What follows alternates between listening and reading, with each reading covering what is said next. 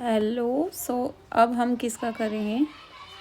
अब हम question number 10 को कंटिन्यू करते हैं। क्वेश्चन नंबर 10 है, सिद्ध कीजिए कि किसी बाह्य बिंदु से किसी वृत्त पर खींची गई स्पर्श रेखाओं के बीच का कोण।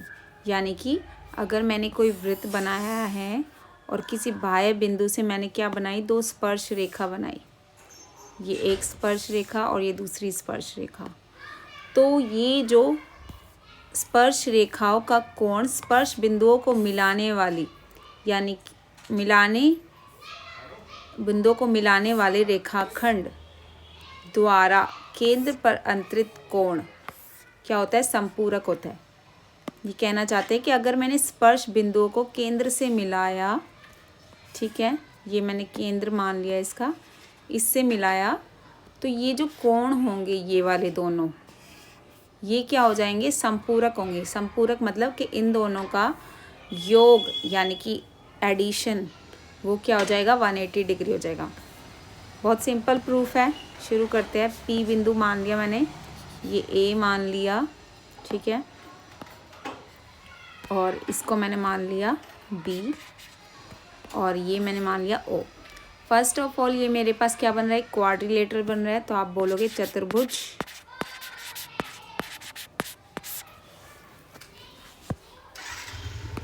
चतुर्भुज के चारों कोणों का योग कितना हो जाएगा? 360 डिग्री, ठीक है। तो कोण ए जमा में कोण पी जमा में कोण बी जमा में कोण ओ, ये कितना हो जाएगा? 360। अब कोण ए और कोण बी ये तो क्या होते हैं? 90 डिग्री। तो आप लिखोगे, क्योंकि ए बी किस पर, ओ ए किस पर लंब है? ए पी पर, और ओ बी किस पर लंब है? पी बी पर। तो दिस इम्प्लाइज कोण ए कितना हो जाएगा? 90 डिग्री, और यहाँ पर कोण बी भी कितना हो जाएगा? 90 डिग्री हो जाएगा। तो ये दोनों तो मेरे पास क्या हो गए? 90-90 हो गए। तो हम यहाँ पर लिख देंगे कि ये मेरे पास कितना हो जाएगा? दिस इम्प्लाइज कोण ए 90 जमा में कोण पी जमा में कोण ओ जमा में 90, 2 बार 90 आना था ना, बी की जगह भी 90 आना था, बराबर में 360। तो पी और ओ बचे मेरे पास, ये हो गया मेरे पास 180 बराबर में 360। तो कोण पी जमा में कोण ओ बराबर में 360 माइनस में 180, ये 180 डिग्री मेरे पास आ चुका है। तो कोण पी और ओ क्या आ गया? 180 डिग्री, ठीक है। आसान सा क्वेश्चन था, आराम से कर सकते हो। अब हम आ जाते हैं क्वेश्चन नंबर 11 पर। Again most important, every question is important if I talk about, but this question is very important. सिद्ध कीजिए कि वृत्त के परिगत समांतर चतुर्भुज क्या होता है? समचतुर्भुज होता है। कि अगर मैंने वृत्त ले लिया, उसके परिगत कोई समांतर चतुर्भुज बनाया, तो वो क्या होगा? समचतुर्भुज होगा। ये वाला क्वेश्चन हमारे पास इस क्वेश्चन की तरह ही है, इसका आगे ही आपको करना है बस। तो हम यहाँ पर करते हैं क्वेश्चन नंबर 10 को। क्वेश्चन नंबर 10 ही है ना? नहीं, क्वेश्चन नंबर 11। तो क्वेश्चन नंबर 11 है मेरे पास कि मैंने सबसे पहले क्या बनाया? एक वृत्त बनाया, ठीक है,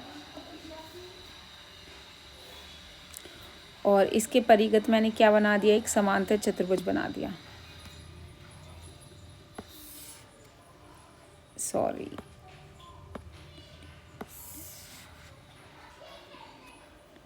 ठीक है।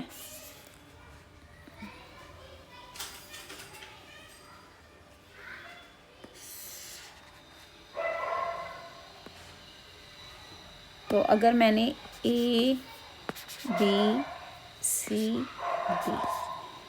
सी डी क्या है मेरे पास? समांतर चतुर्भुज है, ऐसा हम अज्यूम कर लेते हैं। बाकी थोड़ा सा और ठीक से बना होना चाहिए था। एक बार मैं दोबारा बना देती हूँ इसको। सबसे पहले मैंने बनाया वृत्त, और वृत्त के साइड में बनाना है मुझे समांतर चतुर्भुज। तो ऐसे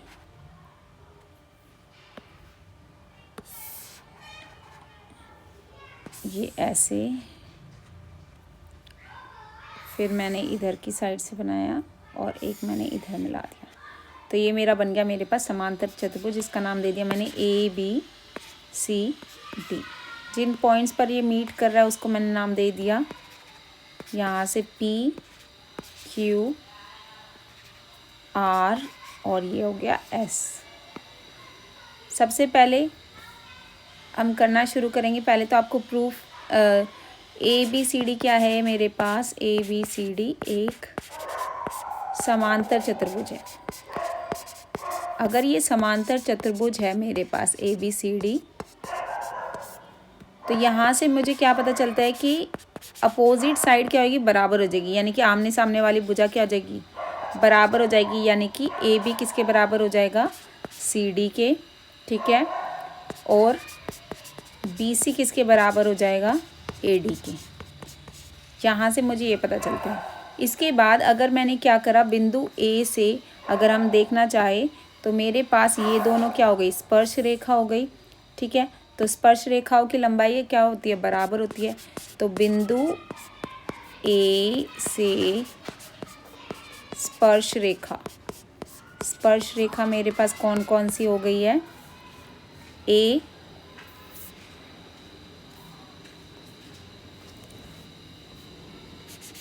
AS किसकी इक्वल हो जाएगी, AP के, ठीक है। फिर मेरे पास अगर मैं B से देखूं, बिंदु B से, तो B से मेरे पास ये वाली जो है मेरे पास, ये वाली इसकी इक्वल हो जाएगी। तो B से क्या आ गई मेरे पास, BP किसकी इक्वल आ गया, BQ के। लेकिन मैं यहाँ पर BQ लिखती हूँ और यहाँ पर BP लिखती हूँ। मैंने आपको उस वाले क्वेश्चन में बताया था कि यहाँ पर P है तो यहाँ पर भी P वाला लेना है आपको। अब बिंदु C से हम लेंगे स्पर्श रेखा, तो C से स्पर्श रेखा क्या हो जाएगी, CQ बराबर में CR।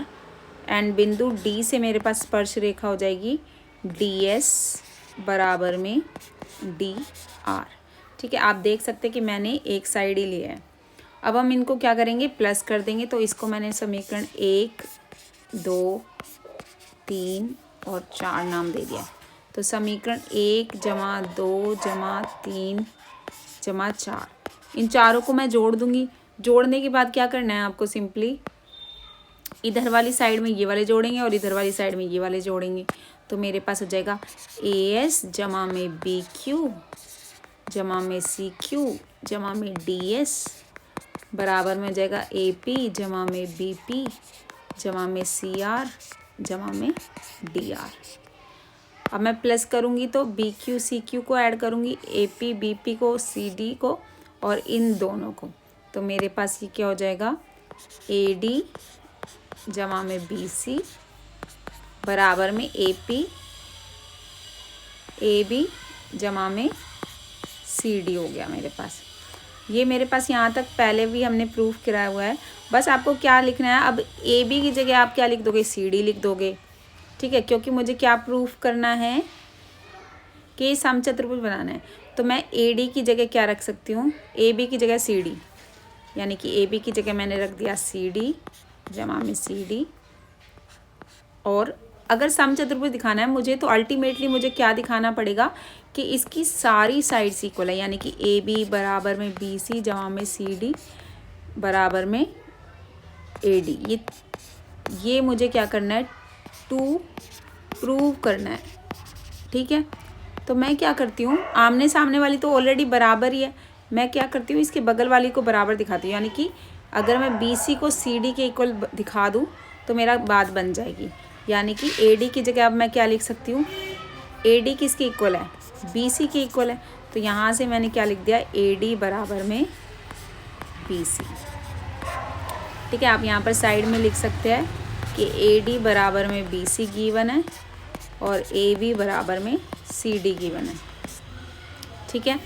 तो ये मेरे पास हो गया 2BC बराबर में 2CD। 2 से 2 हट गया मेरे पास, तो BC किसके बराबर आ जाएगा, CD के बराबर आ जाएगा, ठीक है। और BC बराबर में CD आ गया, दैट मीन्स साथ वाली भुजा क्या हो गई, ये इसके बराबर हो गई, ठीक है।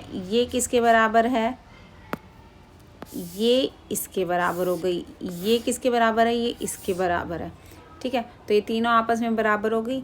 और तो ऐसे ही हम क्या कर सकते हैं, सिमिलरली मैं सी डी को किसके बराबर दिखा सकती थी, ए डी के बराबर भी दिखा सकती थी। तो आप लिख दोगे इसी प्रकार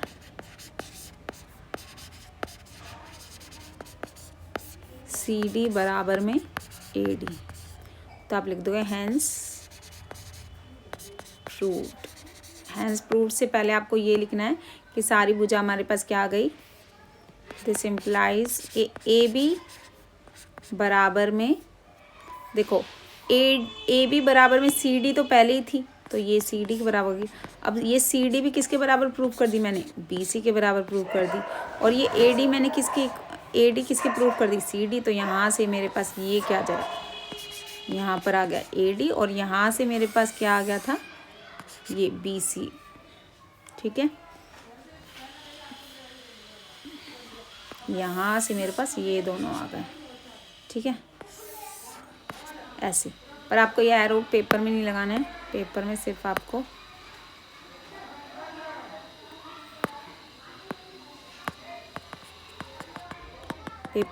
आपको इतना ही लिखना था। तो मेरे पास ये प्रूफ हो गया। ठीक है,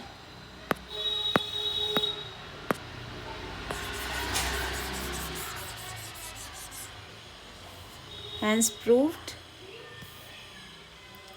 इसके बाद ये क्वेश्चन नंबर 11 हमारा हो गया है।